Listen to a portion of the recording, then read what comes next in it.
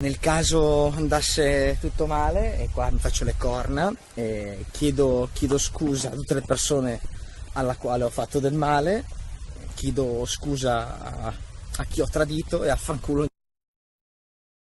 il mio nemico. Va bene, ragazzi. La mano alzata per salutare, poi il messaggio è terminato, un filmato che Gabriele Puccia, 27 anni fisioterapista di Mantova, aveva postato sui social. Era andato a fare un'escursione in Val Sorda nel Veronese, aveva parcheggiato la macchina ma non si ricordava dove e poi lui stesso aveva ammesso che il suo abbigliamento era inadeguato alla gita. Immagini che suonano ora come una tragica profezia, fatto forse un po' per scherno ma che poi si è trasformato in una drammatica realtà.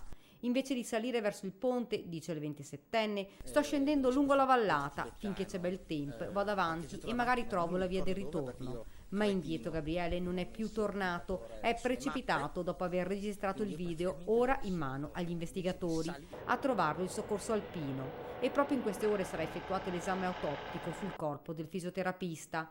Un tragico incidente, ma perché, si chiedono ora gli amici, non ha pensato di chiamare con la poca carica che ancora aveva i soccorsi? Tante domande a cui nessuno ora potrà più rispondere. Forse pensava di riuscire a tornare, non era pratico come lui stesso aveva detto di queste escursioni e sicuramente non pensava alle mille insidie che la montagna può creare. Gabriele è morto così, fra i boschi, in una montagna che non conosceva, ma che aveva avuto il coraggio di affrontare, lasciando in quel video parole di un addio che in realtà non avrebbe mai voluto diventassero vere. Nel corso della mia vita, giustamente, me ne sbatto. Va bene.